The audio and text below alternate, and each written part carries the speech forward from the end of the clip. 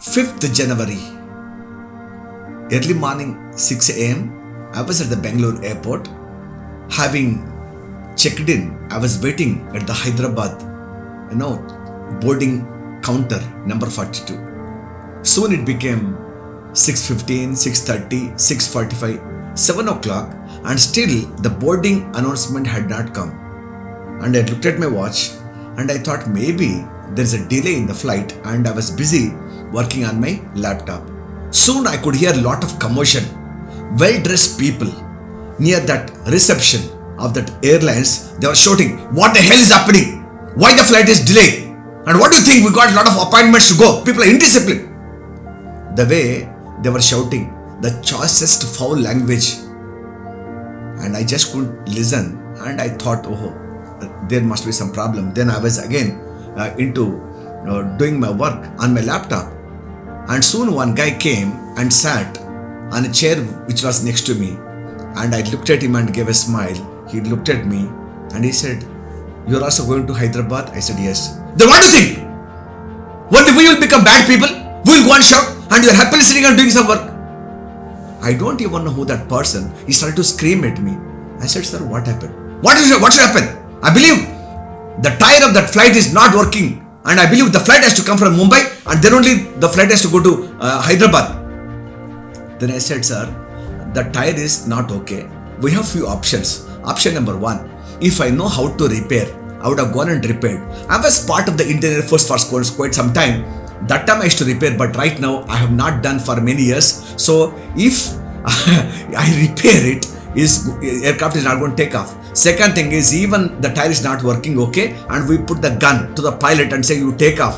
The flight might take off, but it won't land. Third option is that we have to wait for the flight to come from Mumbai, and then that's when we are going to go back to Hyderabad." He looked at me and said, "What do you do?" I said, "I'm a motivational speaker. I'm a psychologist." He said, "Pagal fellow, mental, psycho." And he simply got away. Now, something very funny, but have you not seen such kind of a thing? People go to railway station and say, "The train is delayed." "For what?" I said, "Sir, the signal problem, the track is wrong." "How? What do you mean by signal is not okay? Track is not okay. The railways does not have discipline. We can't wait." Now, if you shout, will the train come in the air and land at the station? Right? Some people go to the bus stand, they start screaming at the depot manager. Will the bus come? Or for example, you're driving a car, you're in the traffic, full jam, and people keep on honking non-stop. You keep honking. Will the car in front of you will go forward? It can't, because there's one more car in front of it. And that means what? When something of that kind happens, what choice you have? One thing is, you can go through frustration. You can have that depression. You can cry. You can abuse people, and you will have BP. You will have sugar. Your whole health only will get affected, but there will be no change in the flight or in the train or in the bus or in the traffic. So the thing is, when such a thing happens, you need to have one standby plan. So when the flight is delayed and I was busy working on my laptop, I was working on my book. So I got some plan. When I get stuck in a traffic, I'm listening to one nice, beautiful, motivational audio book.